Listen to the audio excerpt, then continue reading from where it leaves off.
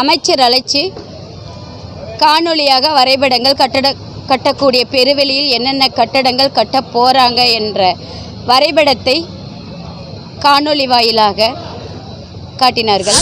அவர்கள் காட்டிய காணொளியின் வாயிலாக பாதை தனித்தனியாக அமைக்கப்பட்டு பாதையில் அனுமதி பெற்ற பிறகே போக முடியும்.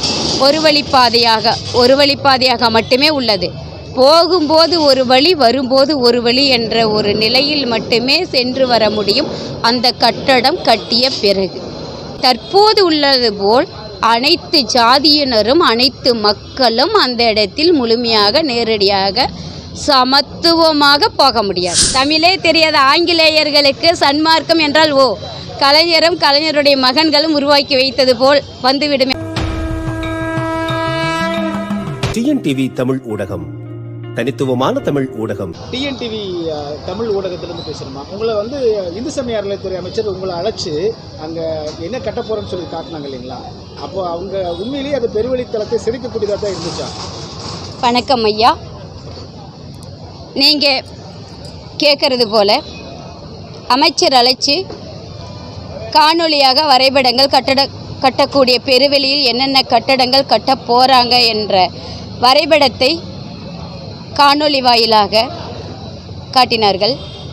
அந்த இடத்தில் அவர்கள் காட்டிய கட்டட அமைப்பு முறைகளும் தற்போது அந்த இடத்தில் தேவையில்லை. அது மாற்று இடத்தில் அமைத்து மக்களுக்கு பயனுள்ளதாகவோ அல்லது வெளிநாட்டு மக்கள் அங்கே ஆய்வு செய்வதற்காகவோ தங்குவதற்காகவோ பயிற்சி தியானம் செய்வதற்காகவோ எந்த வகையிலனாலும் ஏற்பாடு செய்யட்டும் தமிழக அரசு. அது தவறில்லை மாற்று இடத்தில். ஆனால் அந்த கட்டடம் அந்த இடத்தில் தேவையில்லை, பெருவெளியில் தேவையில்லை. பெருவெளியில் தற்போது நாம் இங்கே வெட்ட வெளியில் நின்றுதான் ஒரு ஆர்ப்பாட்ட முழக்கம் கூட வைத்தோம். இதேபோல் இந்த வெட்ட வெளியில் ஐம்பூதங்கள் காற்று, சூரிய ஒளி, விண்கோள் கதிரணுக்கள் உடலில் படும்படியாக யாராயிருந்தாலும் அந்த இடத்தில் நின்று வழிபாடு நடத்த வேண்டும். இதுவே அந்த இடத்தின் நோக்கம், அந்த இடத்தை உருவாக்கிய வள்ளலாருடைய அறிவிப்பு. அதை விட்டுவிட்டு இந்த இடத்தில் மக்கள் எல்லோரும் நேரடியாக ஒன்றிணைக்க கூடலாம். நுழைவாயிலிருந்து உள்ளே போனால் நேரடியாக அனைத்து மக்களும் சென்று வரலாம். ஆனால் அவர்கள் காட்டிய காணொளியின் வாயிலாக பாதை தனித்தனியாக அமைக்கப்பட்டு பாதையில் அனுமதி பெற்ற பிறகே போக முடியும். ஒரு வழிப்பாதையாக மட்டுமே உள்ளது. போகும்போது ஒரு வழி, வரும்போது ஒரு வழி என்ற ஒரு நிலையில் மட்டுமே சென்று வர முடியும் அந்த கட்டடம் கட்டிய பிறகு.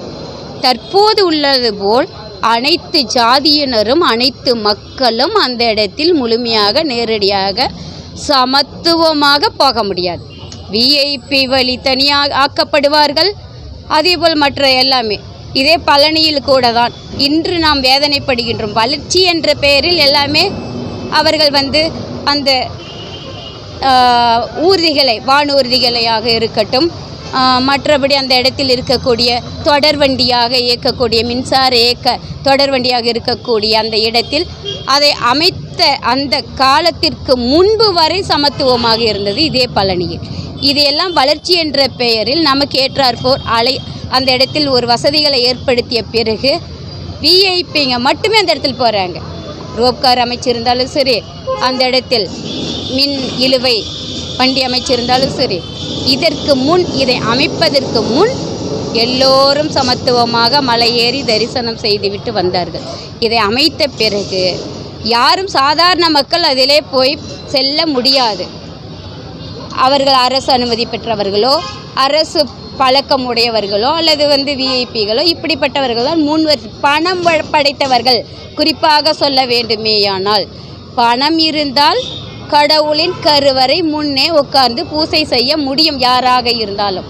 பணம் படைத்தவர்களாக இல்லாத அன்றாட கூலி வேலை செய்து வாழக்கூடிய பாமர பலகோடி மக்களாக இருந்தால் அங்கே எட்ட நின்று, மூன்றாவது நான்காவது வரிசைக்கும் அப்பாற்பட்டு எட்ட நின்று தான் பொது தரிசன வழியில் அந்த கடவுளை தரிசனம் செய்துவிட்டு வர முடியும். பழனிக்கு நடக்கிற இதே நிலை தான் திருச்செந்தூரிலும் இருக்குது. இதே நிலை தான் அனைத்து அறநிலைத்துறை கட்டுப்பாட்டில் உள்ள கோயில்களிலும் இருக்கின்றது. தீட்சிதர்கள் கட்டுப்பாட்டில் உள்ள நிலையும் தேவாரம் திருவாசகம் பாடினாலும் தமிழர்கள் மேலே ஏறினாலும் பணம் கொடுத்து அந்த திருச்சிற்றம்பலம் மேடை ஏற வேண்டும் என்ற ஒரு நிலையும் உள்ளது. இதேதான் திருச்செந்தூர். மணலில் போய் அந்த கடற்கரை மணலில் ஒவ்வொரு முழு நிலவு நாளும் ஏழை எளிய மக்கள், மெய்யான பக்தர்கள் உறங்கி எழுந்து வருகின்றார்கள்.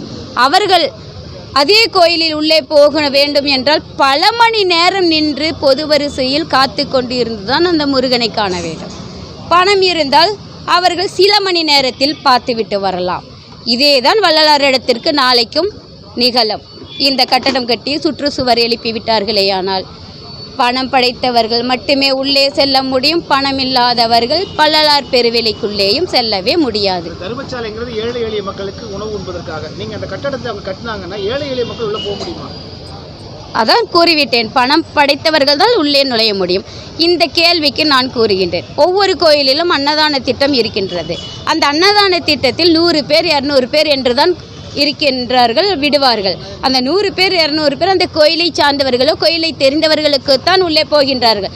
ஏதோ கண் துடைப்பிற்காக வரக்கூடிய பொதுமக்கள் அந்த இடத்தில் இடம் இருந்தால் வரிசையில் காத்து கொண்டிருந்து ஒரு சிலரே உள்ளே போய் உட்கார்ந்து உணவருந்த முடியும். இதுதான் நிலை நீடிக்கிறது. இங்கே ஏன் உட்கார்ந்து கொண்டு இருக்க வேண்டும் என்று மக்கள் வந்த கலப்பில், வரிசையில் நின்ற கலப்பில், தெய்வத்தை பார்த்த கலப்பில் கிளம்பி விடுவார்கள். இதுபோல்தான் இங்கேயும் தொடரும். ஏழை எளிய மக்கள் சமத்துவமாக உட்கார்ந்து உணவு உண்ண முடியாது. இன்னைக்கு சமத்துவம் நிலவுகின்றது அந்த இடத்தில். இந்த சமத்துவம் இந்த கட்டடம் கட்டிவிட்டால் நிலவாது. ஒரு இறுதி ஒரு கேள்விமா, சமரச சுத்த சத்திய சன்மார்க்கம் அப்படின்னு வள்ளலார் சொன்ன சன்மார்க்கத்திற்கும் இந்த கட்டடத்திற்கும் தொடர்பு இருக்குதா? சன்மார்க்கத்தை நிலைநிறுத்துவதாக உலகளவு எடுத்துச் செல்வதாக இந்த கட்டடம் இருக்கா?